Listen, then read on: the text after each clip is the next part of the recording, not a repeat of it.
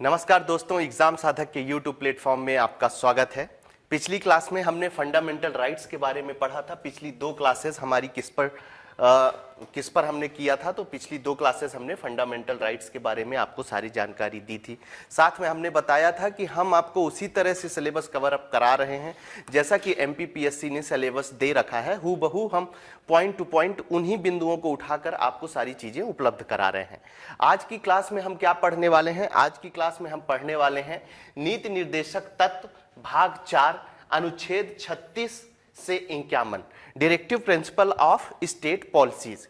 इसका सीधा सा मतलब यदि हम समझने की कोशिश करें तो सीधा सा मतलब यह होता है कि स्टेट मतलब राज्य को, ठीक है ना। हमारे संविधान के द्वारा कुछ निर्देश दिए गए हैं कि जब भी आप कानून बनाइए, जब भी कोई एक्ट बनाइए, ठीक है, जब भी कोई आप नियम बनाइए तो इन चीजों को जरूर जोड़िए, या इन चीजों को एक्ट बनाते समय, नियम बनाते समय या कुछ अन्य चीजें बनाते समय इन चीजों का आपको जरूर ध्यान रखना है, क्योंकि ये अपने आप में अपने शब्दों में ही बोल रहा है। नीति निर्देशक, जब आप भारत में रहने वाले लोगों के कल्याण के लिए कोई भी नीति बना रहे हो, क्या कर रहे हो, कोई भी नीति बना रहे हो, तो ये आपके लिए बहुत इंपॉर्टेंट हो जाता है कि आप जो आपको संविधान में निर्देश दिए गए हैं, कहां से कहां तक निर्देश दिए गए हैं कि आपको उसमें काम करना है, तो अनुच्छेद 36 से लेकर अनुच्छेद 51 तक में ये सारे निर्देश दिए गए हैं। किससे रिलेटेड निर्देश दिए गए हैं कि आप नीति बनाते समय ध्यान रखना है।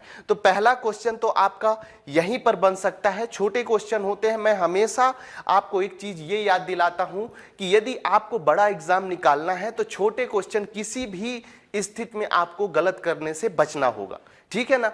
हो सकता है कि आपसे पूछ ले कि नीति निर्देशक तत्व का उल्लेख संविधान में किस भाग में किया गया है। भाग 4 में किया गया है, भाग 5 में किया गया है, भाग 3 में किया गया है, भाग 6 में किया गया है। तो कभी कभी क्या होता है कि एक तो एग्जाम का प्रेशर होता है, और यदि आप इन छोटी छोटी चीजों में ध्यान नहीं देते हैं तो इस तरह के क्वेश्चन आपसे गलत हो जाते हैं। तो हमें इस बात का ध्यान रखना है कि इस तरह के क्वेश्चन गलत ना हो किसी भी स्थिति में, ठीक है। तो आज की क्लास में हम इसी से शुरुआत करते हैं, नीति निर्देशक तत्व से।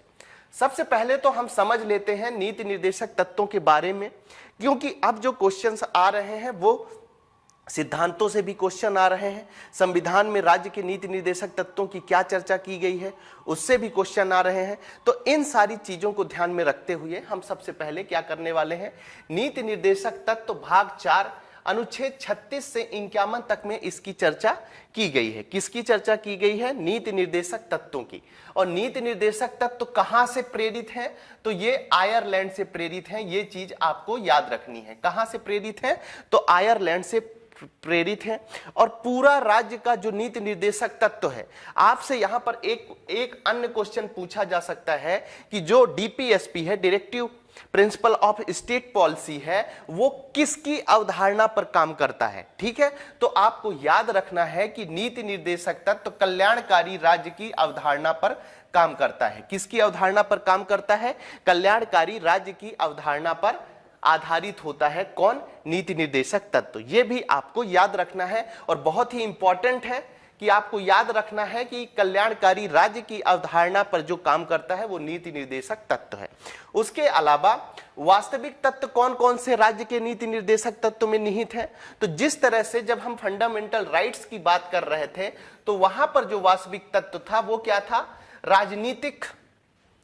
राजनीतिक तत्व से संबंधित चीजें फंडामेंटल राइट्स में प्रदान की गई थी व्यक्तिगत स्वतंत्रता के साथ। लेकिन जब हम DPSP की बात करते हैं, directive principle of state policy की बात करते हैं, तो आर्थिक और सामाजिक न्याय का जो वास्तविक तत्व है, किसका आर्थिक एवं सामाजिक न्याय का जो वास्तविक तत्व है, उसकी अवधारणा किस पर डिपेंड करती है? तो DPSP पर डिपेंड करती है, directive principle of state policy में, ठीक है। उसके बाद अंबेडकर साहब नीति निर्देशक तत्व में एक बहुत अच्छा स्टेटमेंट देते हैं कि यदि कोई सरकार राज्य के नीति निर्देशक तत्वों को लागू नहीं करता है तो उसे जनता को जवाब देना होगा, ठीक है। नीति निर्देशक तत्व में अब आपने देखा होगा 1-2 सालों से इस तरह का स्टेटमेंट देकर वो आपसे पूछ लेते हैं कि ये स्टेटमेंट किसका है।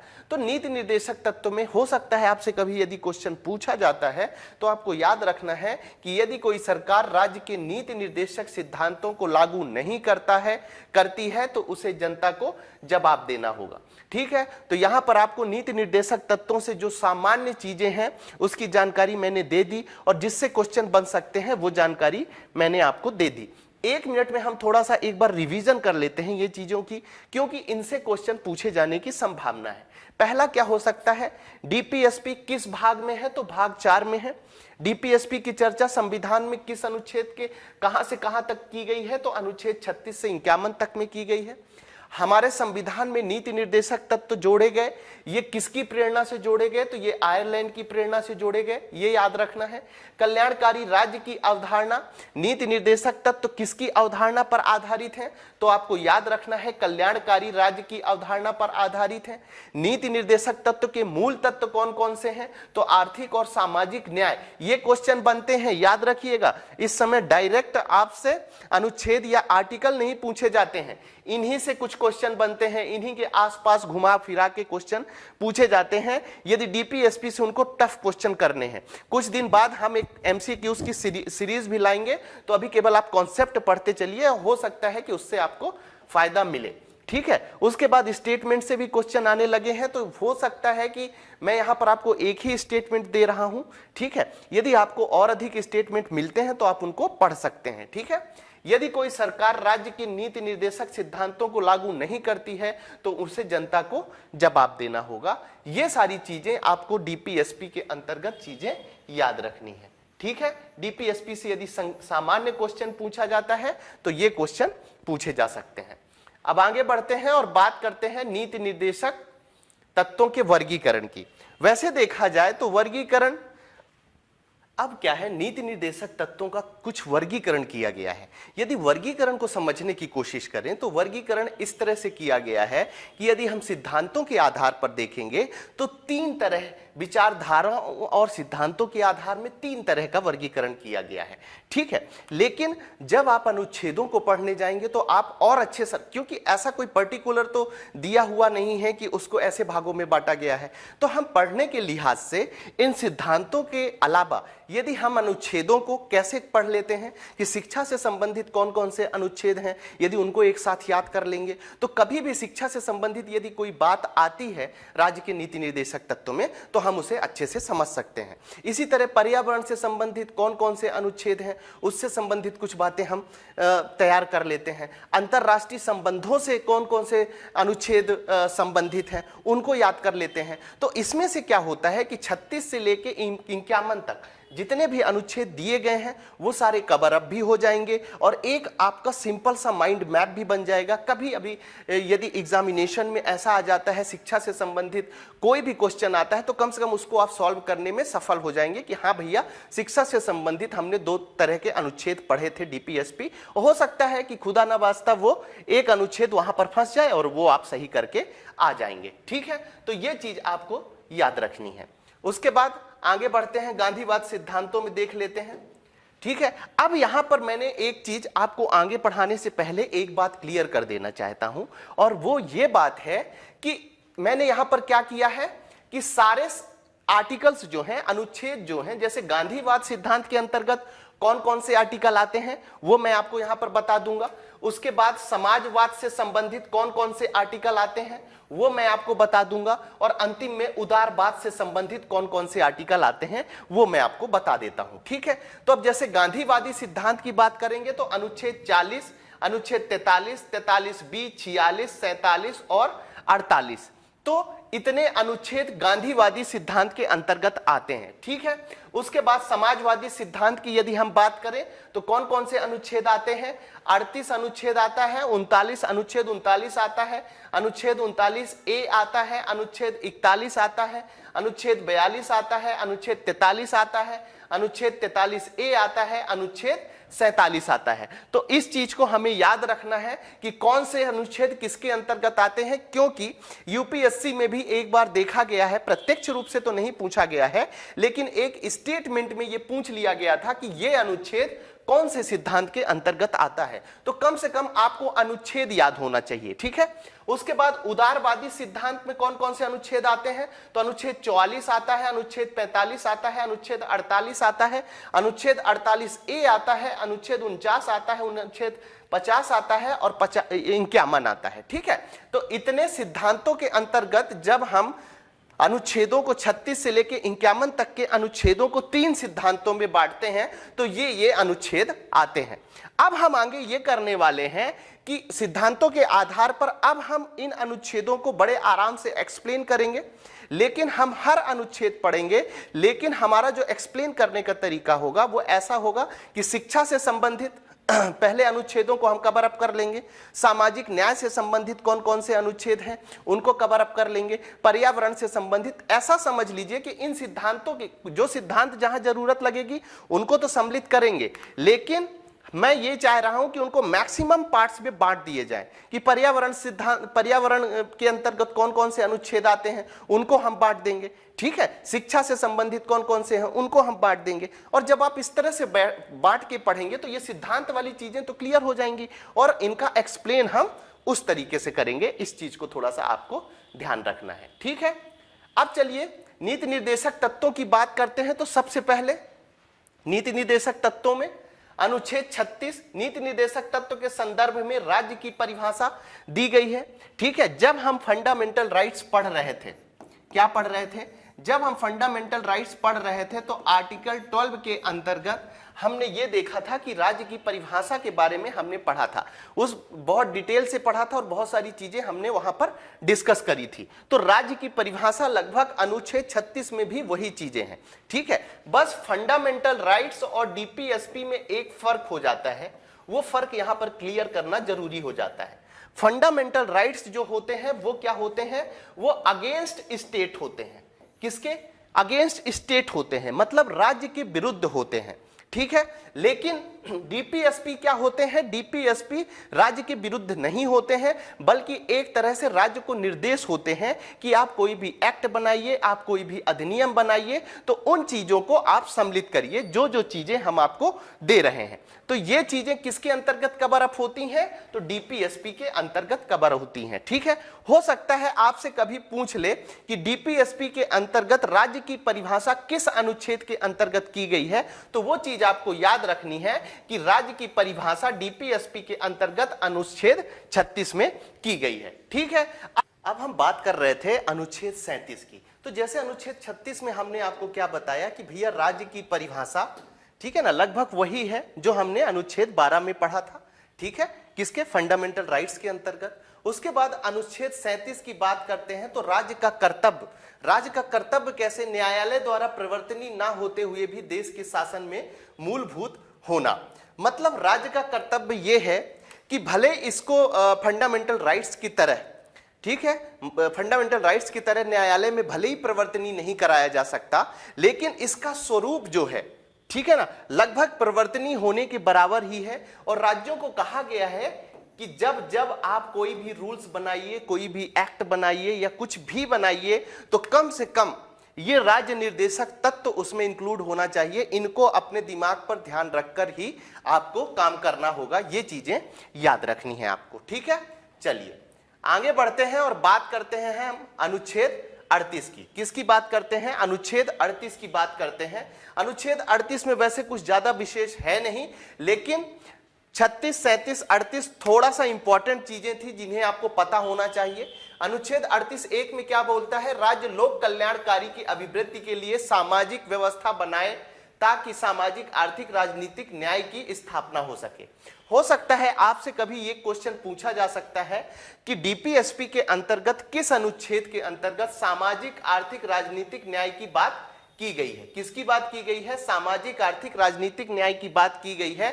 तो 38(a) का नाम आपको याद रखना है, ठीक है। उसके 38(1) माफ करिएगा, 38(1) के अंतर्गत अनुच्छेद 38(2) के अंतर्गत क्या बोला गया है, सुविधाओं तथा अवसरों की असमानताओं को समाप्त करना, ठीक है। मतलब जो अवसर दिए जाते हैं, सुविधाएं दिए जाते हैं, जब जब राज्य किसी जब अवसर देने वाले कुछ ऐसे पोस्ट निकालेगी राज्य सरकार के द्वारा या कुछ भी चीज होगी, तो वहां पर किसी भी तरह की असमानता नहीं होनी चाहिए, ये याद रखना है अनुच्छेद 38(2) के तहत।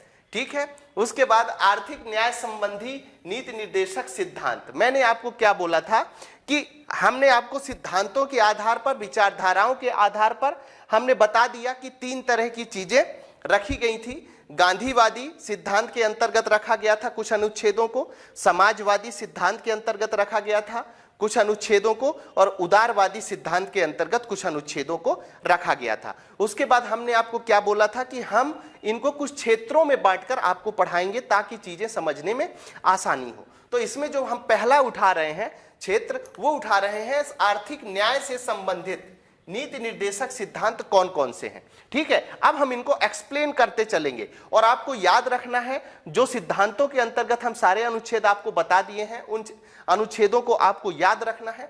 ठीक है, उसके बाद आर्थिक न्याय संबंधी नीति निर्देशक के सिद्धांत। ठीक है, इसके अंतर्गत देख लेते हैं कौन कौन से अनुच्छेद आते हैं। तो सबसे पहला आता है अनुच्छेद 39। ठीक है, अनुच्छेद 39 में बहुत सारे फैक्टर्स हैं, तो कम से कम ये चीजें आपको पता होना चाहिए कि अनुच्छेद 39 के अंतर्गत कौन कौन सी चीजें हैं।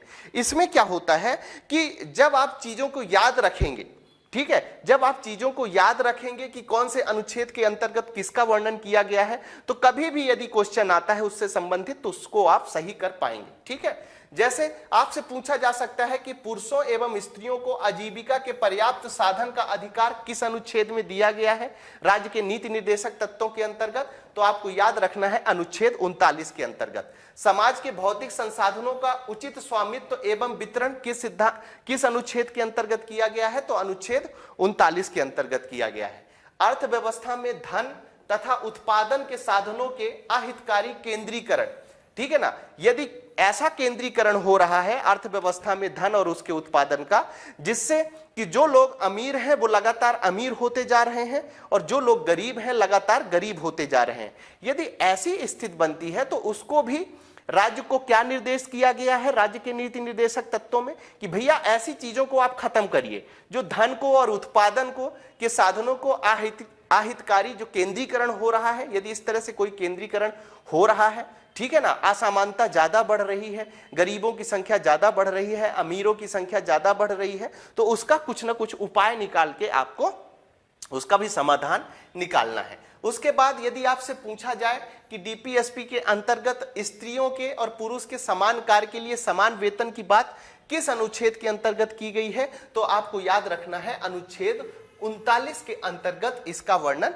किया गया है। ठीक है, उसके बाद पुरुष एवं स्त्री श्रमिकों तथा बच्चों को मजबूरी में आयु या शक्ति से प्रतिकूल रोजगार में जाने से बचाना, कि पुरुष और स्त्री श्रमिकों तथा बच्चों को यदि मजबूरी में वो बच्चे जा रहे हैं या कोई स्त्री पुरुष, ठीक है ना, तो उनको भी राज्य किसी ना किसी तरीके से सहायता प्रदान करेगी। मैंने आपको क्या बोला कि इसमें क्या दिए जा रहे हैं, राज्य को निर्देश दिए जा रहे हैं कि साहब आपको जब भी कोई नियम बनाइए, जब भी कोई अधिनियम बनाइए तो इन चीजों को ध्यान रखना है। उसके बाद बच्चों की गरिमा के साथ विकास का अवसर देना और शोषण से बचाना, बच्चों को विशेष रूप से राज्य को निर्देशित कर रहा है। कौन निर्देशित कर रहा है, हमारा संविधान निर्देशित कर रहा है।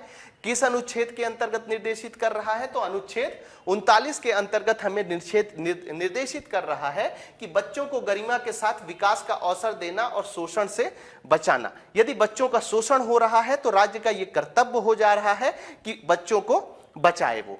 ठीक है, चलिए आगे बढ़ते हैं और बात करते हैं अनुच्छेद 43 की। किसकी बात करते हैं, अनुच्छेद 43 की बात करते हैं।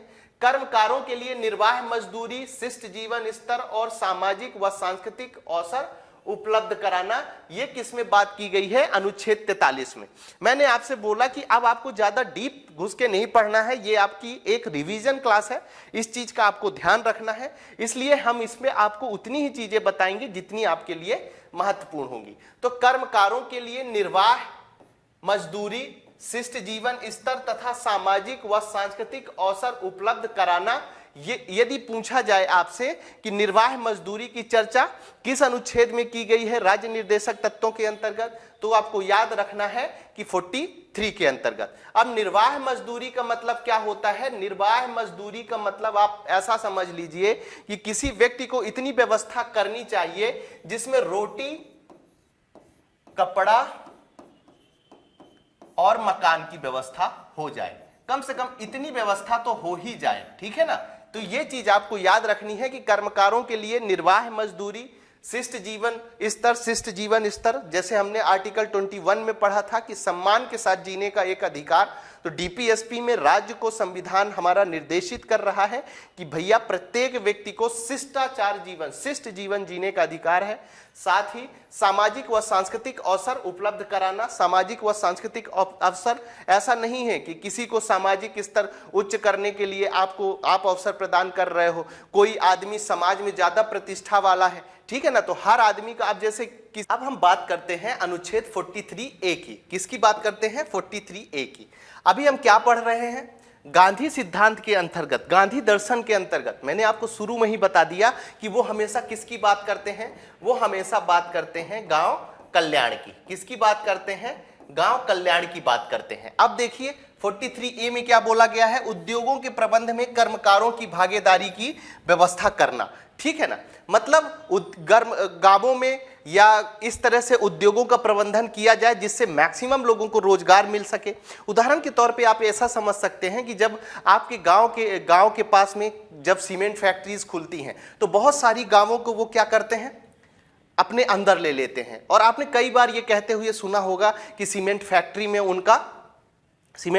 में उनके बच्चे का इसलिए हो गया क्योंकि उनकी जमीन वहां पर फंसी हुई थी। तो मतलब उद्योगों का प्रबंधन इस तरह से किया जाए कि गांव खत्म ना हो और मैक्सिमम लोगों को भागीदारी उसमें बनाया जाए, ठीक है। आगे बढ़ते हैं और बात करते हैं अनुच्छेद 48 की, ठीक है। कृषि और पशुपालन को आधुनिक एवं वैज्ञानिक ढंग से संगठित करने का प्रयास किस अनुच्छेद के अंतर्गत किया गया है? तो अनुच्छेद 48 के अंतर्गत किया गया है, ठीक है। एक हिसाब से यहां पर यह समझ सकते हैं कि जो कृषि होती है, कृषि यदि बारिश के कारण खराब हो जाती है, ओला पड़ने के कारण खराब हो जाती है, तो ये जो पशुपालन होता है ये किसानों के लिए किस तरह से काम करता है? बीमा की तरह काम करता है। किसकी तरह काम करता है? बीमा की तरह काम करता है, ठीक है ना। तो गांधी दर्शन के हिसाब से क्या बोला गया है और 48 में हमारे संविधान निर्माणकर्ता ने क्या बोला? क्योंकि हमारी मैक्सिमम जनसंख्या कहां निवास करती है? गांवों में निवास करती है। अब जब गांवों में निवास करती है तो केवल गांव में रहने वाले किसान डिपेंड नहीं रह सकते हैं केवल किस पर? कृषि पर, ठीक है ना। तो उन्होंने क्या कहा कि भैया पशुपालन को भी वैज्ञानिक तरीके से आप बढ़ाओ, ठीक है ना। ऐसी गायें बनाओ, ऐसी भैंसें बनाओ, आपने सुना होगा अप्सरा, और ऐसी बकरियां बनाओ जो मैक्सिमम दूध दे, ठीक है। तो पशुपालन क्या होती है? किसानों के लिए एक बीमा की तरह काम करती है हमेशा, ठीक है। तो आधुनिक और वैज्ञानिक ढंग से संगठित करने के बारे में भी बात की गई है अनुच्छेद 48 में। अब हम बात करते हैं अनुच्छेद 43B में। सबसे पहले आपको इस अनुच्छेद के अंतर्गत ये याद रखना है कि 97वें संविधान संशोधन कब किया गया था? तो 2011 में किया गया था। 97वें संविधान संशोधन के द्वारा 43B जोड़ा गया। अब सहकारी समितियां क्यों बनाई जाती हैं?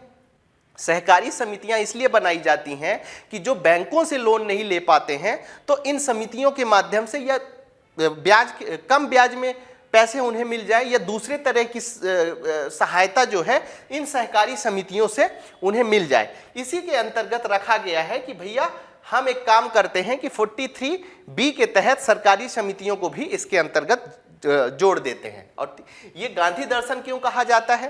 क्योंकि गांधी दर्शन गांधी ने हमेशा समूह के कार्य को महत्व दिया है, ठीक है। उन्होंने कहा है कि एक गांव के समूह या कुछ लोगों का समूह यदि एक साथ मिलकर काम करते हैं और उस काम से जो उत्पादन होता है, जो आय होता है, एक निश्चित न्याय के साथ सब में बांट देना चाहिए। तो ये सहकारी समिति उस आधार पर काम करती है, ठीक है। चलिए अब हम बात करते हैं गांधी दर्शन की, ठीक है। गांधी दर्शन में अनुच्छेद 40 के अंतर्गत, ठीक है। सबसे पहले तो हम अनुच्छेदों को पढ़ने से पहले ये समझ लें कि गांधी हमेशा किसकी बात करते हैं? गांधी हमेशा बात करते हैं गांवों के कल्याण की बात करते हैं, ठीक है। गांवों के कल्याण की बात करते हैं, उसके बाद गरीबों के कल्याण की बात करते हैं। तो ये सारी चीजें इसके अंतर्गत सम्मिलित की जाती हैं, ठीक है। तो 40 के अंतर्गत क्या बोला गया है? अनुच्छेद 40 के अंतर्गत कि पंचायतों का गठन करना, उनको ऐसी शक्तियां प्रदान करना जिससे वो स्वायत्त शासन इकाइयों के रूप में कार्य कर सके।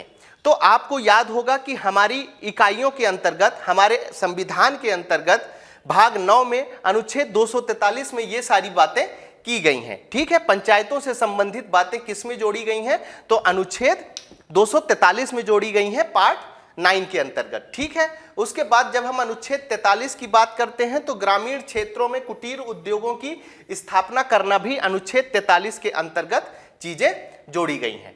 ठीक है, चलिए आगे बढ़ते हैं, बात करते हैं अनुच्छेद 46 की। अनुच्छेद 46 में क्या बोला गया है? अनुसूचित जाति और जनजातियों की शिक्षा एवं अर्थ संबंधी हितों के अभिवृद्धि के लिए प्रयास करना। अब गांधी जी का मेन उद्देश्य क्या रहा करता था कि जो पिछड़े हुए वर्ग हैं, एससी हो गया, एसटी हो गया, महिलाएं हो गई, बच्चे हो गए, इनके हित में राज्य काम करे। ठीक है, इसीलिए इसको किसके अंतर्गत रखा गया है? इसको गांधीवाद के अंतर्गत रखा गया है। ठीक है, तो इसमें क्या बात की गई है?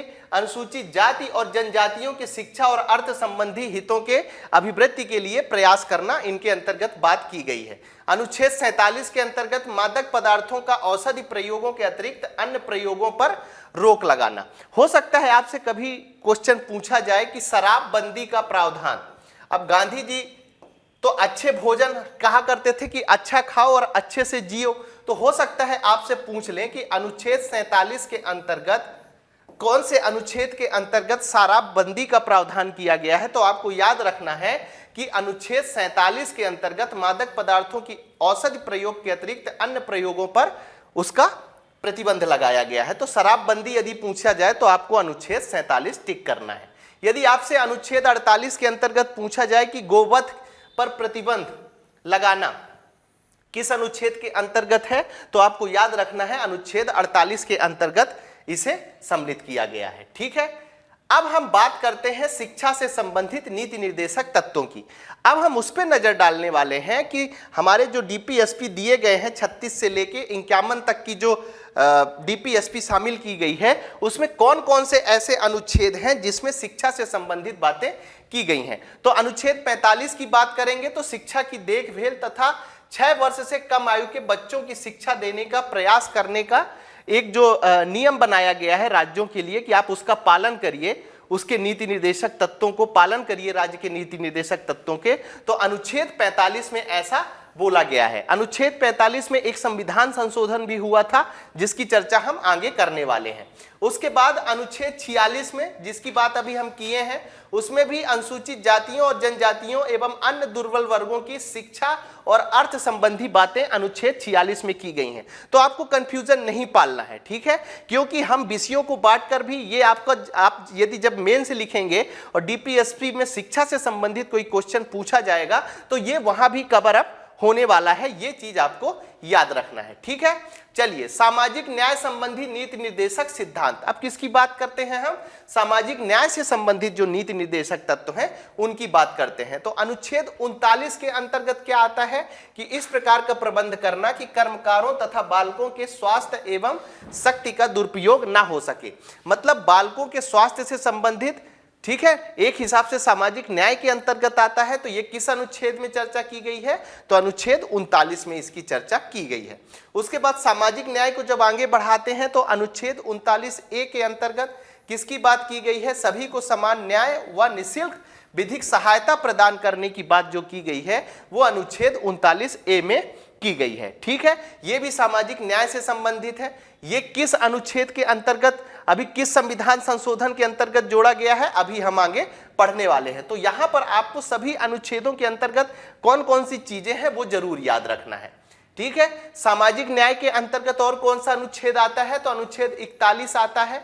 अशक्त, असहाय, निराश्रित लोगों के लिए लोक सहायता की व्यवस्था करना, ये किसके अंतर्गत आता है? तो अनुच्छेद 41 के अंतर्गत आता है। यदि केवल आप इतनी भी चीजें याद रखेंगे कि अशक्त, असहाय, निराश्रित लोगों के लिए लोक सहायता की व्यवस्था किस अनुच्छेद के अंतर्गत की गई है, तो आपको 41 याद रखना है। और 41 किसके अंतर्गत आता है? तो सामाजिक न्याय के अंतर्गत आता है। जब हम बात करते हैं अनुच्छेद 42 की, तो काम के न्याय संगत व मानव उचित दशाओं को सुनिश्चित करने, प्रसूति सहायता उपलब्ध कराने जैसी बातें किसके अंतर्गत आती हैं? तो अनुच्छेद 42 के अंतर्गत ये चीजें आती हैं।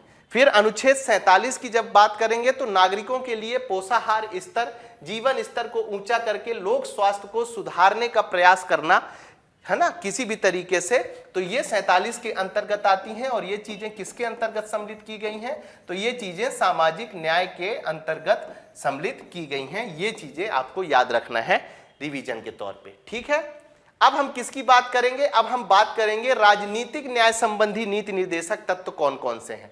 तो अनुच्छेद 44 में सभी के लिए समान नागरिक संहिता की बात की गई है। आजकल काफी चर्चा में है, तो आपसे पूछा जा सकता है कि भारतीय संविधान में किस अनुच्छेद के अंतर्गत समान नागरिक संहिता की बात की गई है, तो अनुच्छेद 44 में इसकी बात की गई है। अनुच्छेद 50 भी राजनीतिक है। इसमें क्या बोला गया है कि लोक सेवकों में कार्यपालिका को न्यायपालिका से पृथक रखने के लिए आवश्यक कदम उठाने की बात की गई है। तो यहां पर यह हो सकता है कि जो सेपरेशन ऑफ पावर होता है, ठीक है ना, सेपरेशन ऑफ पावर, ऐसा भी पूछा जा सकता है कि किस अनुच्छेद के अंतर्गत चर्चा की गई है। तो अनुच्छेद 50 में बोला गया है कि भैया न्यायपालिका को कार्यपालिका से आपको पृथक रखना है, ठीक है ना। तो ये चीजें याद रखनी है। उसके बाद आगे बढ़ते हैं और बात करते हैं पर्यावरण और राष्ट्रीय महत्व के स्मारकों को सुरक्षित रखने संबंधी कुछ नीति निर्देशक सिद्धांत बताए गए हैं। कौन कौन से सिद्धांत हैं, तो अनुच्छेद 48A के तहत बोला गया है पर्यावरण तथा वन्य जीवों के संरक्षण एवं संवर्धन के लिए प्रयास करना। यह किसके अंतर्गत बोला गया है, तो 48A के तहत बोला गया है, ठीक है। अभी आपको इसका लोड नहीं लेना है कि कौन कौन से संविधान संशोधन के द्वारा इन्हें जोड़ा गया है, ये सारी चीजें हम आगे कवर अप करेंगे, ठीक है। लेकिन यहां पर आपको याद रखना है कि 48A के तहत पर्यावरण तथा वन्य जीवों के संरक्षण एवं संवर्धन से बातें की गई हैं। 49 की बात करते हैं तो राष्ट्रीय महत्व के स्मारकों, स्थानों, वस्तुओं की सुरक्षा के लिए आवश्यक कदम उठाने की बात आर्टिकल 49 के अंतर्गत की गई है, ठीक है। उसके बाद अंतरराष्ट्रीय शांति एवं सुरक्षा से संबंधित नीति निर्देशों की बात करें तो सबसे पहले आपको क्या याद रखना है कि अनुच्छेद 51 के तहत इसको जोड़ा गया है। किसको, अंतरराष्ट्रीय शांति एवं सुरक्षा संबंधी नीति निर्देशकों के लिए। अब इसके अंतर्गत कौन कौन सी चीजें हैं, अंतरराष्ट्रीय शांति एवं सुरक्षा को बढ़ावा देना, नंबर 1। नंबर 2, राष्ट्रों के साथ न्यायपूर्वक और सम्मानपूर्वक संबंध रखना। आपको ये चीज याद रखना है कि विश्व में ऐसे बहुत कम देश हैं जो संविधान में अंतरराष्ट्रीय जैसी चीजों को भी याद रखा है उन्होंने, ठीक है। संविधान में उन्होंने, हमारे भारत देश में ही एक ऐसी, हमारे संविधान निर्माणकर्ताओं का एक ऐसा विजन था जिसको ध्यान में रखते हुए ये चीजें जोड़ी गई थी, ठीक है। उसके बाद अंतरराष्ट्रीय संधियों तथा कानूनों का सम्मान करना, ये चीज भी आपको याद रखना है। अंतरराष्ट्रीय विवादों को शांतिपूर्ण ढंग से निपटाने की प्रवृत्ति को बढ़ावा देना, इस चीज को भी प्रमुख रूप से महत्व दिया गया है, ठीक है। अब हम बात करते हैं नीति निर्देशक सिद्धांतों में अब तक चार जगह पर संशोधन किए जा चुके हैं। कितनी जगह पर संशोधन किए गए हैं, 4 जगह पर संशोधन किए गए हैं। वो कौन कौन से संशोधन किए गए हैं उसके बारे में हम चर्चा कर लेते हैं। तो वर्ष, अब यहां पर मैंने सभी अनुच्छेदों का वर्णन पीछे कर दिया है, इसलिए मैं बार बार यहां पर वर्णित नहीं करूंगा। केवल आपको यह याद रखना है कि कौन से अनुच्छेद के अंतर्गत कौन से अनुच्छेद को किस संविधान संशोधन के द्वारा जोड़ा गया है, ठीक है। तो इनका डिटेल तो मैंने आपको दे दिया है, ठीक है, ठीक है। जैसे विधिक सहायता की बात 39 में की गई है, 39A में की गई है, अभी थोड़ी देर पहले मैंने बता दिया है। तो अब हम क्या कर रहे हैं, revision class, as a revision class इन सारी क्लासेस को कवर अप कर रहे हैं। तो आपको याद रखना है कि वर्ष 1976 में कौन सा संविधान संशोधन किया गया था, तो वर्ष 1976 में 42वां संविधान संशोधन किया गया था। 42वें संविधान संशोधन के द्वारा कौन कौन से अनुच्छेद जोड़े गए थे, तो अनुच्छेद 39A जोड़ा गया था, ये याद रखना है आपको। उसके अलावा अनुच्छेद 43A जोड़ा गया था, ये याद रखना है आपको। और उसके अलावा अनुच्छेद 48A भी जोड़ा गया था। किस अनुच्छेद के, किस संविधान संशोधन के द्वारा जोड़ा गया था, तो 42वें संविधान संशोधन के द्वारा जोड़ा गया था।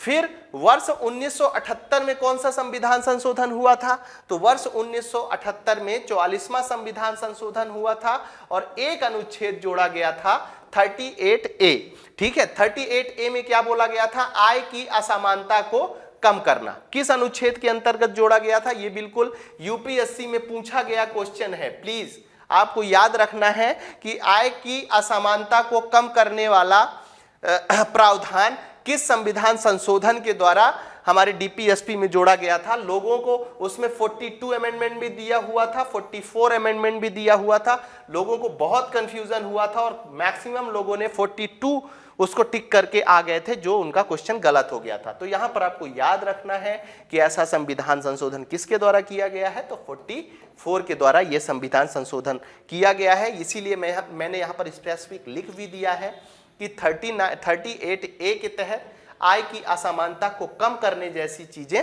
जोड़ी गई हैं। ठीक है, चलिए आगे बढ़ते हैं। वर्ष 2002 की बात कर लेते हैं। वर्ष 2002 में 86वां संविधान संशोधन हुआ है, ये आपको पता होना चाहिए।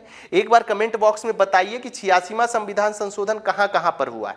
ठीक है, उसके बाद इसमें क्या किया गया है, अनुच्छेद 45 में आयु वर्ग को बदला गया है। ठीक है, पहले क्या था, अनुच्छेद 45 में पहले मतलब जब तक संविधान संशोधन नहीं था तो 6 से 14 वर्ष तक के स्थान पर, मतलब 6 से 14 वर्ष तक के बच्चों को शिक्षा से संबंधित प्रावधान किया गया था, लेकिन इसको 86वें संविधान संशोधन के द्वारा बदल दिया गया और 0 से 6 वर्ष तक के बच्चों की देखभाल और शिक्षा कर्तव्य राज्य पर डाल दिया गया। कहां से कहां तक कर दिया गया है, अब 0 साल से लेकर 6 वर्ष तक के बच्चों की देखभाल और शिक्षा, जो नहीं होती है कि प्री स्कूल एजुकेशन जिसको हम बोलते हैं, तो प्री स्कूल एजुकेशन का जो प्रावधान है वो किसके अंतर्गत रखा गया है, तो अनुच्छेद 45 के अंतर्गत रखा गया है। और किस संविधान संशोधन के साथ जोड़ा गया है, तो संविधान संशोधन 86वें संविधान संशोधन के द्वारा इसे जोड़ा गया है। अब वर्ष 2011 की बात करते हैं, तो वर्ष 2011 में कौन सा संविधान संशोधन हुआ है, तो 57वां संविधान से हुआ है, 97th कॉन्स्टिट्यूशनल अमेंडमेंट हुआ है। इसके द्वारा अनुच्छेद 43B जोड़ा गया है। अब आपको यह भी बताना है कमेंट बॉक्स में कि 97 संविधान संशोधन के द्वारा संविधान में कौन कौन से अनुच्छेद और किस किस भाग में जोड़े गए हैं। यदि आपको पता होना चाहिए मेरे हिसाब से, क्योंकि ये हमारी रिवीजन क्लास चल रही है और आपको पता है रिवीजन का मतलब क्या होता है कि उसके पहले आप बहुत सारी चीजें पढ़ चुके होते हैं। ठीक है, तो अनुच्छेद 43B जोड़ा गया है 97वें संविधान संशोधन के द्वारा। क्या जोड़ा गया था, सहकारी समितियों से संबंधित। अभी हमने काफी चर्चा सहकारी समितियों के बारे में कर ली है। ठीक है, चलिए आगे हम क्या पढ़ने वाले हैं अगली क्लास में, तो मूल कर्तव्य के बारे में पढ़ने वाले हैं। अनुच्छेद 51 का के बारे में हम आपको बहुत सारी जानकारी देंगे और उतनी ही जानकारी देंगे जितनी एग्जाम में पूछी जाती हैं। आप सभी को उज्जवल भविष्य की शुभकामनाओं के साथ आज की क्लास हम यहीं समाप्त करते हैं। धन्यवाद।